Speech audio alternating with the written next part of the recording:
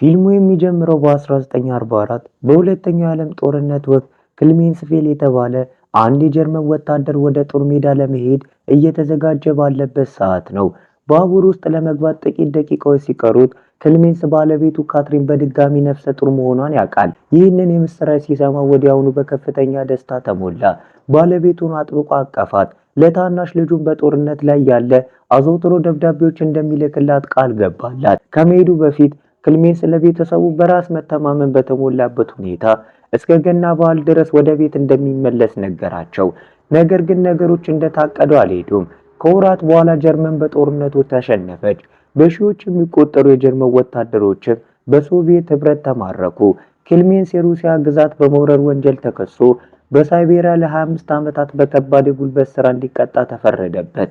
ከጥቂት ጊዜ በኋላ ክሌሜንስ እና ሌሎች በመቶዎች የሚቆጠሩ እስረኞች በዛ ቅዝቃዜ በበዛበት የሶቪየት ምድረ በዳ ውስጥ በአስከፊ ሁኔታዎች ውስጥ እንዲጓጓዙ ተደረገ። እስረኞቹ በጉዞ ወቅት በረሃብ በድካምና በከፍተኛ ቅዝቃዜ ለማቋረጥ ይሰቃዩ ነበር። ታጥቀው የነበሩ ጠባቂዎችን በጉዞ ላይ ክፉኛ ያንገላታቸው ነበር። ብዙ እስረኞች ወደሚሄዱበትን ቦታ ሳይደርሱ እንኳን ህይወታቸው ያልፍ ነበር። ማለቂያ በሌለው በረዶ ውስጥ ለሳምንታት ከተጓዙ በኋላ በህይወት የተረፉት እስረኞች በመጨረሻ በሳይቤሪያ ጥልቀት ውስጥ ወደሚገኝ አንድ ራቅ ያለ የእስር ቤት ካምፕ ደረሱ። ያ ቦታ ወዲያውኑ በጣም የሚያስፈራ ስሜትን ይፈጥራል። በካምፑ ዙሪያ በየአቅጣጫው ለሺዎች ኪሎ ሜትሮች ከተዘረጋ ማለቂያ ከሌለው በረዶ በቀር ምንም ነገር የለም። በጣም አስደንጋጩ ነገር ግን እስር ቤቱ ራሱ ምንም አይነት ከባድ ጥበቃ አልነበረውም። ማምለጥ ፈጽሞ የማይቻል ነገር ተደርጎ ስለሚታሰብ ምንም አይነት ግዙፍ ግንቦች ወይም የላቁ መከላከያዎች አልነበሩ። በካምፑ ዙሪያ ያለው ያ በረዷማ ምድረ በዳ ከማንኛውም የእስር ቤት አጥር ይልቅ እጅግ ገዳይ ነበር። አንድ እስረኛ በሆነ መንገድ ቢያመልጥ እንኳን ያለ ምግብና መጠለያ በሳይቤሪያ ቅዝቃዜ ውስጥ በህይወት መቆየት ፈጽሞ የማይቻል ነገር ነው። ብዙም ሳይቆይ እስረኞች ተሰልፈው ፍተሻ ከተደረገባቸው በኋላ ወደ ውስጥ እንዲገቡ ተደረገ። ጸጉራቸውና ጺማቸውን ተላጨ። ወዲያውኑ ከዚህ በኋላ በከሰል ማውጫ ፈንጂዎች ውስጥ በከባድ የጉልበት ስራ እንዲሰሩ ተገደዱ። በካምፕ ውስጥ ያለው ሁኔታ በጣም አስፈሪ ነበር። እስረኞቹ ቀናቸውን ሙሉ እየተራቡና በህይወት ለመቆየት እየታገሉ በዛ በረዷማ ፈንጂ ውስጥ በመቆፈር ያሳልፉ ነበር። በየቀኑ እስረኞች በድካም ወይም በበሽታ ይወድቁ ነበር። ብዙዎቹም በህይወት ተመልሰው በጭራሽ አይወጡም ነበር። በዚህ መሃል እዛ ጀርመን ሀገር ካትሪን ስለ ባለቤቷ ምንም አይነት ወሬ እየጠበቀች መኖሯን ቀጠለች። ከክሌሜንስ ምንም አይነት ደብዳቤ ሳይመጣ ወራት አለፉ። ነገር ግን እርሱ አሁንም እርሱ ሞቷል ብላ ለማመን ፈቃደኛ አልነበረችም። ሁለተኛው ልጃቸውን ከወለደች በኋላም እንኳን በመጨረሻ ከእርሱ መልእክት ለማግኘት ተስፋ በማድረግ ወደ ፖስታ ቤት መሄዷን ቀጠለች። እዛ ሳይቤሪያ ውስጥ ግን በካምፕ ውስጥ ዓመታት ቀስ በቀስ ማለፍ ጀመሩ። አንድ ቀን በፈንጂ ውስጥ በሚሰሩበት ጊዜ ክሌሜንስ ሌላ እስረኛ በተናዱ ድንጋዮች ስር ተደብቆ ተመለከተና ወዲያውኑ እርሱን ለማዳን ፈጠነ። ነገር ግን ሰውየውን ጎትቶ ካወጣው በኋላ ክሌሜንስ ጓደኛውን አስቀድሞ መሞቱን ተረዳ። በሂደትም ክሌሜንስ በመካኒክ ክህሎቱ ምክንያት ጠቃሚነቱን አረጋገጠ። በመጨረሻም ከአደገኛው የፈንጂ ስራ ተቀይሮ እንደ መካኒክ እንዲሰራ ተመደበ። ካሜን ኤፍ የተባለው አንዱ መኮንን ክሌሜንስ ምን ያህል ብልህና ችሎታ ያለው እንደሆነ ወዲያውኑ አስተዋለ። ነገር ግን በመጠኑ የተሻለ አያያዝ ቢያገኝም ክሌሜንስ ስለማምለጥ ማሰቡን በጭራሽ አላቆመም ነበር። አንድ ቀን ምሽት በባቡር ሐዲድ አቅራቢያ እየሰራ ሳለ ክሌሜንስ ጠባቂዎቹ ትኩረታቸው ሲከፋፈል ተመለከተ። ይህ ብቸኛው ዕድሉ ሊሆን እንደሚችል በመገንዘብ ከሰል ወደሚሸከመው የማስተላለፊያ ስርዓት ላይ በዝምታ ተሽለኮለከ። ሳይታወቅበትም የባቡር ሐዲዱ አካባቢ መድረስ ቻለ። ብዙም ሳይቆይ ወደ አንዲት ትንሽ የትራንስፖርት ጋሪ ላይ ወጣና ከካምፑ ለማምለጥ ሞከረ። ለጥቂት ቅጽበት ክሌሜንስ በድጋሚ ነፃነት ተሰማው። ነገር ግን እድሉ ወዲያውኑ አበቃ። አንድ ጠባቂ በመጨረሻ አየውና ወዲያውኑ ለሌሎች ምልክት ሰጠ። ክሌሜንስ ብዙም ሳይርቅ ተያዘና ወደ ካምፑ ተጎትቶ ተመለሰ። በዚህ ጊዜ ቅጣቱ እጅግ የከፋ ነበር። ክሌሜንስ ከላይ በረዶማ ዝናብ እየዘነበበት ጣሪያ በሌለው የውጪ የቅጣት ክፍል ውስጥ ተጣለ። ለሁለት ሙሉ ቀናት ያህል ለዚያ ጨካኝ የሳይቤሪያ አየር ሁኔታ ተጋልጦ እዛው ተዘግቶበት ቆየ። ያ በረዶማ ቅዝቃዜ ሊገለው ምንም አልቀረውም ነበር። ነገር ግን ቅጣቱን ተቋቁሞ ከተረፈ በኋላ ነገሮች በሆነ መንገድ ይበልጥ እየባሱ ሄዱ። ክሌሜንስ በመጨረሻም ከውጪ ክፍል ሲለቀቅ የካምፑ መኮንን የእስር ቤት ጓደኞቹ እየጠበቁት እንደሆነ ነገረው። መጀመሪያ ላይ ክሌሜንስ ምን ማለቱ እንደሆነ አልገባውም ነበር። ነገር ግን እንደተመለሰ ወዲያውኑ ሌሎች እስረኞች በዱላና በቁሳቁሶች ጥቃት ሰነዘሩበት። ምክንያቱም ወዲያውኑ ግልጽ ሆነ። በክሌሜንስ የማምለጥ ሙከራ ምክንያት ጠባቂዎች ለ2 ቀናት ያህል ምግብ በመከልከል ሁሉንም እስረኞች ቀጥቷቸው ነበር። በከፍተኛ ሁኔታ ተቆጥተውና ተርበው የነበሩት እስረኞች ክሌሜንስን በከባድ ሁኔታ ቆስሎ እስኪወድቅ ድረስ በጭካኔ ደበደቡት። ሁኔታው በጣም አስከፊ ከመሆኑ የተነሳ በመጨረሻ ወደ እስር ቤት ሆስፒታል ተወሰደ። በሕክምና ክፍል ውስጥ ክሌሜንስ እዛ ካምፕ ውስጥ እስረኛ በሆነ የጀርመን ሐኪም ታከመ። ክሌሜንስ ራሱን ሲያውቅ ወዲያውኑ ለሐኪሙ ምንም ነገር ቢከሰት አሁንም በድጋሚ ለማምለጥ እንዳቀደ ነገረው። ሐኪሙ ደነገጠ። ክሌሜንስ ይህንን ሁሉ መከራ ካሳለፈ በኋላ አሁንም እጅ ለመስጠት ፈቃደኛ አልነበረም። ክሌሜንስ እንደገና ስለማምለጥ ሲያወራ ከሰማ በኋላ ሐኪሙ መጀመሪያ ላይ አእምሮን ሳይስት አልቀረም ብሎ አሰበ። ከካምፑ ውጪ በህይወት መቆየት ፈጽሞ የማይቻል መሆኑን አስረዳው። ምክንያቱም የሳይቤሪያ ምድረ በዳ ከእስር ቤቱ ራሱ እጅግ የከፋ ገዳይ ነውና። ክሌሜንስ በተሳካ ሁኔታ ቢያመልጥ እንኳን ያ በረዶማ ቅዝቃዜ፣ የምግብ እጥረትና ማለቂያ የሌለው በረዶ በጥቂት ቀናት ውስጥ ሊገሉት እንደሚችሉ ነገረው። ነገር ግን ከዚህ በኋላ ሐኪሙ አንድ አስፈላጊ ነገር በዝምታ አመነ። በካምፕ ውስጥ መቆየትም ቢሆን የሞት ፍርድ ነው። እንደ እርሱ አባባል በአየር ላይ ባለው አደገኛ የካርቦን መጠን ምክንያት የከሰል ማውጫዎቹ የእስረኞችን ሳንባ ቀስ በቀስ እያወደሙት እያጠፉት ነበር። ብዙ እስረኞች በከሰል ማውጫ ውስጥ ለዓመታት ከሰሩ በኋላ በመጨረሻ ለህይወት አስጊ የሆኑ ገዳይ በሽታዎች ይይዟቸዋል። ይህንን የተረዳው ሐኪሙ በመጨረሻ ክሌሜንስን ከእስር ቤት እንዲያመልጥ ለመርዳት ወሰነ። እኩለ ሌሊት ላይ ክሌሜንስ በሚስጥር ወደ ቢሮ ጠራውና ከካምፑ ውጪ በህይወት ለመቆየት እንዲችል ሊያዘጋጀው ጀመረ። በክረምት ወቅት ማምለጡ የተሻለ እድል እንደሚሰጠው አስረዳው። ምክንያቱም የቆሙት የበረዶ ወንዞች በቀላሉ ሊሻገሩ ስለሚችሉ ነው። በተጨማሪ የሶቪየት ወታደሮች ለድንገተኛ አደጋ የሚሆን የምግብ አቅርቦት ብዙውን ጊዜ በባቡር ሐዲድ መስመሮች አቅራቢያ እንደሚደብቁ ነገረው። ከዛም ሐኪሙ ለክሌሜንስ ከዛ ይበልጥ ዋጋ ያለው ነገር ሰጠው። የራሱን የክረምት ልብስ፣ ቦት፣ ጫማዎችና ካርታዎችና ራሱን ለመከላከል የሚሆን ሽጉጥ ሰጠው። እውነታው ግን ሐኪሙ መጀመሪያ ላይ ራሱን ለማምለጥ አቅዶ ነበር። ነገር ግን በቅርብ ጊዜ ካንሰር በሽታ እንዳለበትና በህይወት ለመኖር ጥቂት ጊዜ ብቻውን እንደቀረው ካወቀ በኋላ ያንን ሐሳብ ትቶ እድሉን ለክሌሜንስ ለመስጠት ወሰነ። ክሌሜንስ ከመሄዱ በፊት ሐኪሙን የግል ንብረቶችን የያዘ የምሳ ዕቃ ሰጠውና በህይወት ጀርመን ሀገር ከደረሰ ለቤተሰቦቹ እንዲያደርስለት ጠየቀው። እንዲሁም ባለፈው ክረምት እንደሞት አድርጎ ለቤተሰቦቹ እንዲነግራቸው ክሌሜንስን ለመነው። በዛኑ ሌሊት ክሌሜንስ በመጨረሻ ከእስር ቤቱ ካምፕ በድጋሚ አመለጠ። በዚህ ጊዜ ባቡሮችን ወይም መጓጓዣ ዘዴዎችን ከመጠቀም ይልቅ የበረዶው ማዕበል ከበስተጀርባው የእግሩን አሻራ እየሸፈነለት በቀጥታ በእግሩ ወደ ሳይቤሪያ ምድረ በዳ ጠፋ። በጠዋት ጠባቂዎቹ እርሱ መጥፋቱን አውቀው የእስር ቤቱ መኮንን ወዲያውኑ ተጠራጠረ። የእስር ቤቱ መኮንን ወዲያውኑ ተጠራጠረ። ሐኪሙ ክሌሜንስን እንዲያመልጥ እንደረዳው በማመን እሱን ለመጠየቅ ፈጠነ። ነገር ግን ወደ ሕክምና ክፍሉ ሲደርስ ማምለጡ ከታወቀ በኋላ ማሰቃየት እንደሚመጣ ስላወቀ ሐኪሙ አስቀድሞ የራሱን ሕይወት እንዳጠፋ ተገነዘበ። በዚህ መሃል የሶቪየት ወታደሮች እሱን ለማደን ትልልቅ የፍለጋ ቡድኖች እያደራጁ ሳለ ክሌሜንስ በዛ በረዷማ ምድረ በዳ ውስጥ ጉዞው ወደፊት ቀጠለ።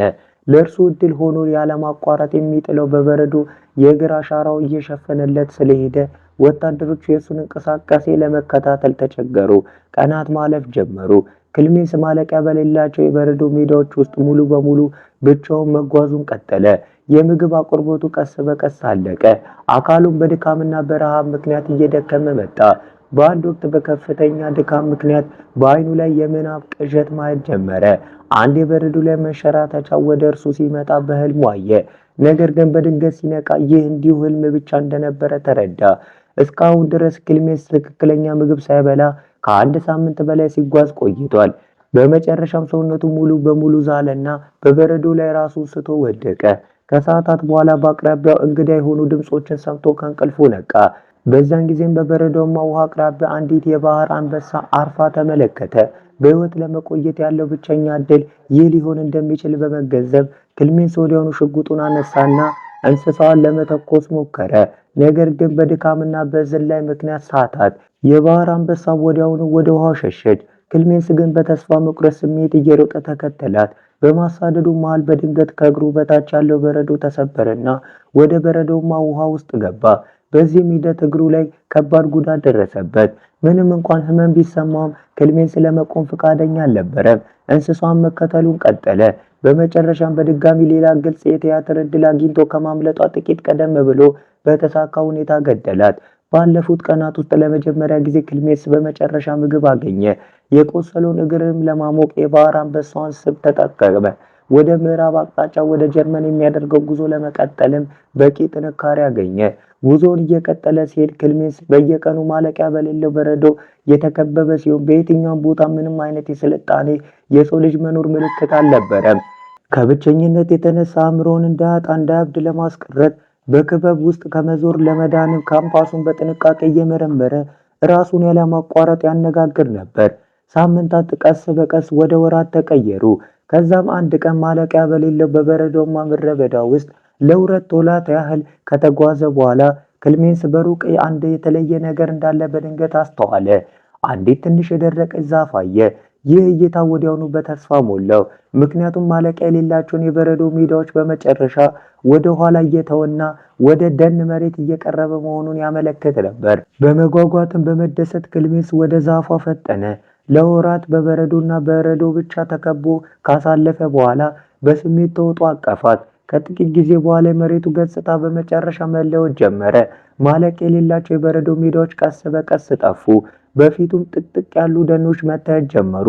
ለወራት ያህል ለመጀመሪያ ጊዜ ክልሜንስ እንጨት ሰብስቦ እሳት አንድዶ በደንብ ለማረፍ ቻለ። በደኑ ውስጥ ማረፍ ጀመረ። ነገር ግን ክልሜንስ በመጨረሻ በድጋሚ ተስፋ ስሜት መሰማት በጀመረበት ወቅት እዛ ካምፕ ውስጥ ያለው የእስር ቤት መኮንን አሁንም እርሱ ሞቷል ብሎ ለማመን ፈቃደኛ አልነበረም። ክልሜንስ በሆነ መንገድ በሕይወት እንደተረፈ ሙሉ በሙሉ በማመኑ የፍለጋ ቡድኑ በሳይቤሪያ በመቶዎች የሚቆጠሩ ኪሎ ሜትሮችን ክልል ውስጥ እርሱ መፈለጋቸውን እንዲቀጥሉ አዘዘ። ክልሜንስ በደኑ ውስጥ ጉዞን እየቀጠለ ሳለ አንድ ኃይለኛ የበረዶ ማዕበል በድንገት አካባቢው መታው። ያ ኃይለኛ ነፋስ ግዙፍ ዛፎችን መጣል የጀመረ ሲሆን መጓዝም ፈጽሞ የማይቻል አደረገው። ክልሜንስ ወደፊት ለመጓዝ ቢሞክርም በማዕበሉ ወቅት አንድ ግዙፍ ዛፍ በድንገት ተንዶ በቀጥታ በእርሱ ላይ ወደቀ። ለእርሱ ዕድል ሆኖ ሁለት የሳይቤሪያ አዳኞች በዚያኑ ሰዓት በዛ አካባቢ እያለፉ ነበር። ክልሜንስ ከዛፉ ስር ተደብቆ ከተመለከቱት በኋላ ፈጥነው ከዛፉ ስር አወጡትና ሕይወቱን አተረፉለት። ሁለቱ ሰዎች ራሳቸውን ካስተዋወቁት በኋላ ክልሜንስ ለደህንነቱ ሲል ከእነርሱ ጋር አብሮ እንዲጓዝ ፈቀዱለት። ለብዙ ወራት ሙሉ በሙሉ ብቻውን ካሳለፈ በኋላ ክልሜንስ በመጨረሻ የሰው ልጅ ማህበር ጓደኛ በድጋሚ አገኘ። ሶስቱ ሰዎች በአንድነት ሆነው በመጨረሻ መንገዳቸውን ወደ ዘጋው ወደ አንድ ትልቅ ወንዝ እስኪደርሱ ድረስ ለበርካታ ቀናት በምድረ በዳ ውስጥ ጉዟቸውን ቀጠሉ። ወንዙን ለመሻገር አንዲት ትንሽ የእንጨት ታንኳ ሰሩ። በጉዟቸው ላይም ስለ ቀድሞ ሕይወታቸውና ስለ ልጅነት ትዝታዎቻቸው እያወሩ በዛ አደገኛ ውሃ ውስጥ በጥንቃቄ መንቀሳቀስ ጀመሩ። ነገር ግን በድንገት የውሃው ፍሰት በጣም በረታ። ከአዳኞቹ አንዱ ቪዛኑን ስቶ በቀጥታ ወደዛ በረዷማ ወንዝ ውስጥ ወደቀ። በትክክል መዋኘት ስለማይችል ወዲያውኑ መስጠም ጀመረ። ምንም ሳያቅማማ ክልሜንስ እርሱን ለማዳን ወደዛ በረዷማ ውሃ ውስጥ ዘለለ። ያንን በረዷማ ቅዝቃዜና ኃይለኛ የውሃ ፍሰት ተቋቁሞ ክልሜንስ በሆነ መንገድ ሰውየውን በሰላም ወደ ዳርቻው ጎትቶ ማውጣት ቻለ። ነገር ግን በመጨረሻው ወደ ሰፈሩ ሲመለሱ አንድ አስደናቂ ነገር አገኙ። ሶስተኛው ጓደኛቸው ሙሉ በሙሉ ጥሏቸው ጠፍቶ ነበር። ሁለቱም ሰዎች የሰጠሙ መስሉት ንብረቶቻቸውና ወርቃቸውን በሙሉ ሰርቆ ብቻውን ጥሏቸው ሄዶ ነበር። የተረፈው አዳኝ ጓደኛውን በጥቅም ምክንያት በቀላሉ እንደከዳቸው ሲረዳ በከፍተኛ ሁኔታ ተቆጣ። በቁጣው ተውጦ በመጨረሻ ራሱን ያንን ከዳተኛ ተኩሶ ገደለው። ከዚህ በኋላ ክልሜንስና የቀረው አዳኝ ለብዙ ወራት በአንድነት በሳይቤሪያ ውስጥ መጓዛቸውን ቀጠሉ። በመጨረሻም ክረምቱ እንደገና ተመለሰ። አዳኙ ንብረቶቹ በዛ ጥልቅ በረዶ ውስጥ ለመሸከም በጣም ስለከበዱት በከፍተኛ ሁኔታ ይቸገር ጀመር።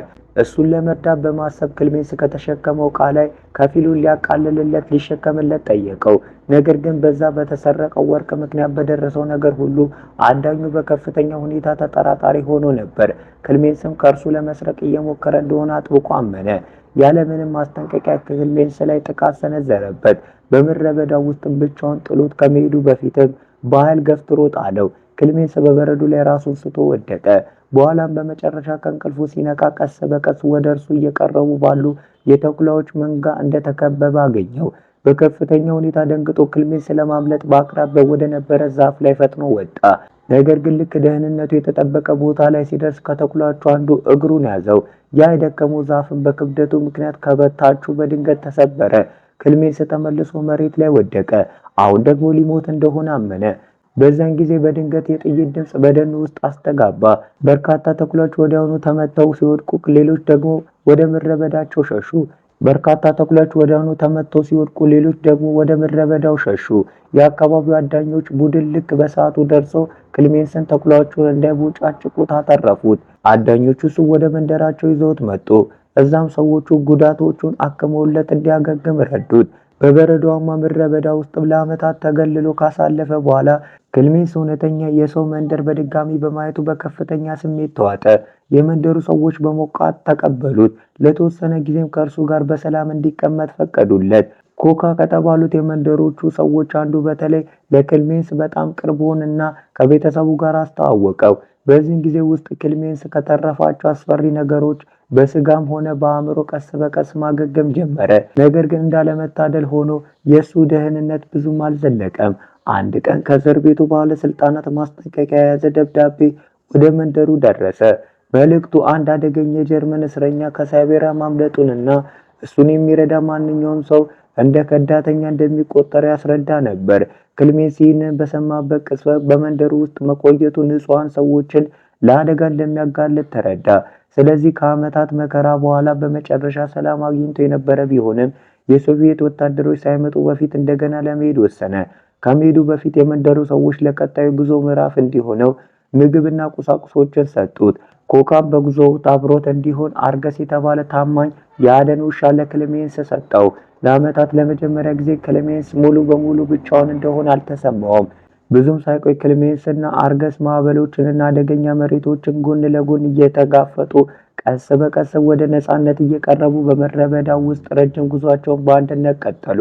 ክልሜንስ ከአርገስ ጋር ጉዞውን ሲቀጥል ውሻው ከጓደኝነት በላይ የሆነ መጣ።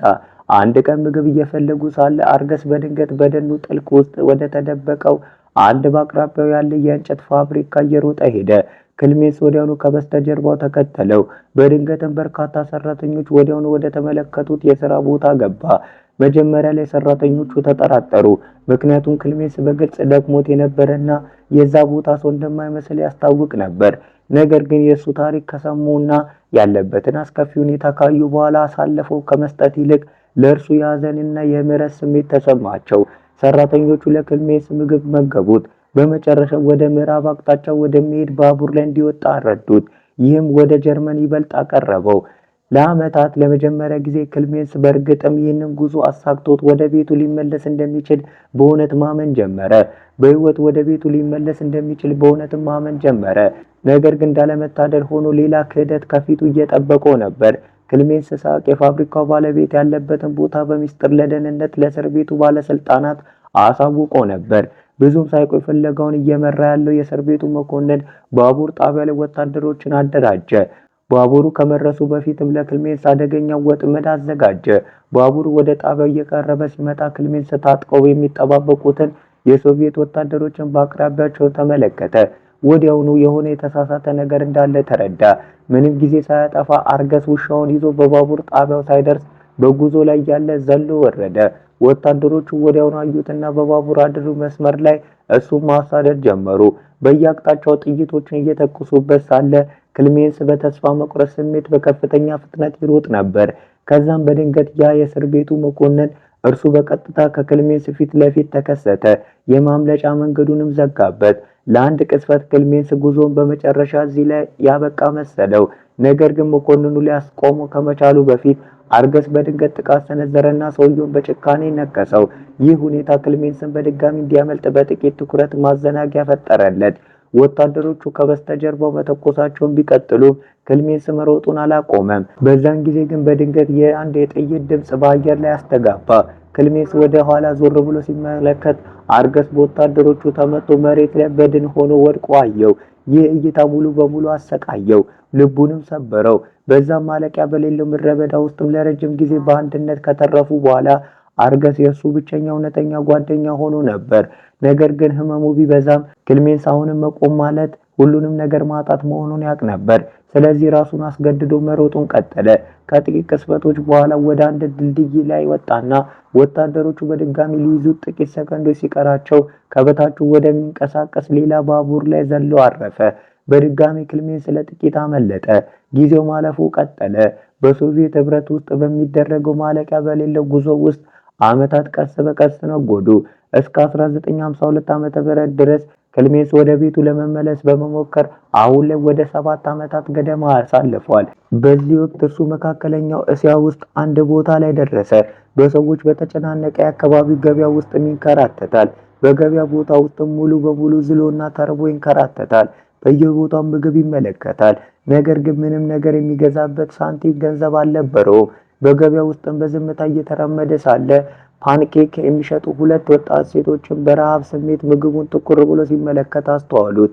ለእርሱ የመራራት ስሜትም ስለተሰማቸው ከእነርሱ አንዷ የሚበላውን ትንሽ ቁራጭ ሰጠችው።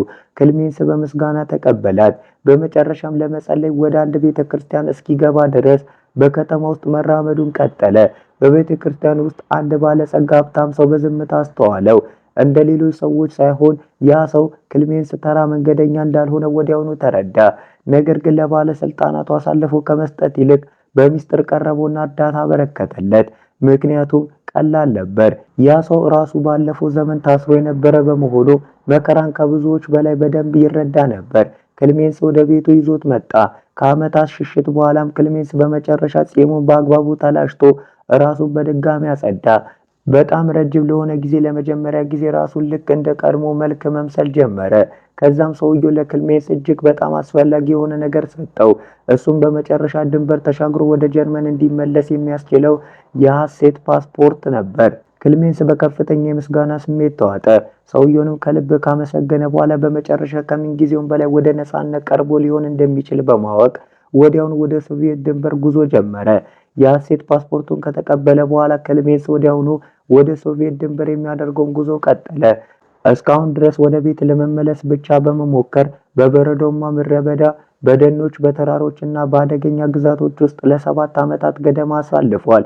ነገር ግን ለነፃነት በዚህ ያህል ቢቃረብም እንኳን አደጋ አሁንም ይከተለው ነበር። ይህ በእንዲህ እንዳለ ክልሜንስን ለማደን ዓመታት ያሳለፈው የእስር ቤቱ መኮንን በሶቪየት ህብረት ውስጥ እሱን መከታተሉን ቀጥሏል። ምንም ያህል ጊዜ ቢያልፍም ፍለጋውን ለማቆም ፈቃደኛ አልነበረም። በተመሳሳይ ሰዓት እዛ ጀርመን ሀገር የክልሜንስ ልጅ አሁን አድጋ ኮረዳ ታዳጊ ሆናለች። ይህ ሁሉ ዓመታት ካለፉ በኋላም እንኳን አባቷ አንድ ቀን በህይወት ወደ ቤት እንደሚመለስ አሁንም ታምናለች። በመጨረሻም ክልሜንስ የሶቪየት ግዛት ከውጭው ዓለም ወደሚለየው የድንበር ፍተሻ ጣቢያ አቅራቢያ ደረሰ። ወደ ጠባቂዎቹም ሲቀርብ ልቡ በከፍተኛ ሁኔታ ይመታ ነበር። ምክንያቱም አንዲት ስህተት ባለፉት 7 ዓመታት ውስጥ የደከመበትን መከራ ሁሉ ልታጠፋ ትችላለች። ቀስ እያለ ክልሜንስ የሐሰት ፓስፖርቱን አስረከበ። ለተወሰኑ አስጨናቂ ቅጽበቶች የድንበር መኮንኑ ሰነዶቹን በጥንቃቄ ሲመረምር፣ ክልሜንስ ደግሞ ይጠባበቅ ነበር። ትኩረት ላለመሳብ እየሞከረ በከፍተኛ መረበሽ ስሜት እዚያ ቆመ። ከዛም በመጨረሻ መኮንኑ ወረቀቶቹን አተመለት፣ ማህተብ አደረገለት፣ እናም እንዲያልፍ ፈቀደለት። ይህንን መስማት ወዲያውኑ ክልሜንስን በታላቅ እፎይታ ሞላው። ከዓመታት መከራ፣ ረሃብ፣ የበረዶ ክረምትና የማያቋርጥ ማሳደድ በኋላ በመጨረሻም ከነፃነት የቀረው ጥቂት እርምጃዎች ብቻ ነበር። ቀስ እያለም ክልሜንስ ከሶቪየት ግዛት ከሚያስወጣው ረጅም ድልድይ መሻገር ጀመረ። ነገር ግን ድልድዩን እኩሌታ እንደደረሰ ኃይለኛ መብራቶች በድንገት በቀጥታ ፊቱ ላይ በሩበት። ክልሜንስ ወዲያውኑ ባለበት ደነገጠ። ወደፊት ሲመለከት ያ የእስር ቤቱ መኮንን እዛ ቆሞ ሲጠባበቀው አየው። በዛን ጊዜ ክልሜንስ አንድ የሚያስደነግጥ ነገር ተረዳ። እርሱ አሁንም በሕግ ደረጃ የቆመው በሶቪየት መሬት ላይ ነበር። ይህ ማለት መኮንኑ አሁንም እሱን የመያዝና በኃይል ወደ እስር ቤቱ የመጎተት ሙሉ ስልጣን ነበረው። ክልሜንስ ይህንን ሁሉ መከራ ተቋቁሞ ካለፈ በኋላ ጉዞ በመጨረሻ በውድቅ የሚያበቃ መሰለ። ለበርካታ ሰከንዶችም ሁለቱም ሰዎች ምንም አልተነጋገሩም ነበር። ከዛም ሳይታሰብ መኮንኑ ቀስ ብሎ ወደ ጎን ፈቀቅ አለ። ክልሜንስንም ከማሰር ይልቅ ወደ ነፃነት መጓዙን እንዲቀጥል ፈቀደለት። ክልሜንስ ማመን አቃተው። መኮንኑ በመጨረሻ እውነቱን አመነ።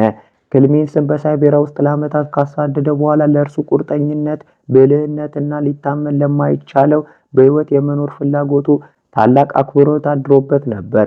እንደርሱ አባባል ከሆነ ይህ ጉዳይ አሁን ስለ ፖለቲካ ወይም ስለ እስረኞች የሚወራ አልነበረም። በሁለት ወታደሮች መካከል የተደረገ ውጊያ ሆነ እንጂ በመጨረሻም ክልሜንስ አሸነፈ። እነዛ ቃላት ከሰማ በኋላ ክልሜንስ በዝምታ ድልድዩን መሻገሩን ቀጠለና በመጨረሻም የሶቪየትን ግዛት ለዘላለም ጥሎ ወጣ። ከብዙ ጊዜ በኋላ ወደ ጀርመን ተመለሰ። ከተወሰነ ጊዜ በኋላ ክልሜንስ ወደ ቀድሞ የትውልድ ከተማው አቅራቢያ ደረሰ። ከሩቅ ሆኖም ቤተሰቡን በዝምታ ይመለከት ጀመር። በበረዶ ማዕበል፣ በረሃብ፣ በዱር እንስሳት እና በማያልቅ ብቸኝነት ውስጥ በሕይወት ለመትረፍ ሲታገል ይህንን ቅስፈት ለዓመታት በአእምሮ አልሞተም ነበር። አሁን ግን ያ ህልሙ በመጨረሻ እውን ሆነ። ሚስቱንና ልጁ ወደ ቤተ ክርስቲያን ለመሄድ ከቤታቸው ሲወጡ ተመለከተ። መጀመሪያ ላይ ክልሜንስ ብዙ ዓመታት ስላለፉ ወደ እነርሱ ለመቅረብ የሚያስችል ድፍረት እንኳን ሊያገኝ አልቻለም ነበር። ነገር ግን ወደ ቤተ ክርስቲያኑ እየተጓዘ ሳለ ልጁ በድንገት ወደ ኋላ ዞር አለች። ባሏን ዳግመኛ ላታየው እንደምትችል በማሰብ ዓመታትን ካሳለፈች በኋላ እርሱ በሆነ ታምር ሁሉንም መከራ አሸንፎ በሕይወት ወደ ቤቱ ተመልሷል።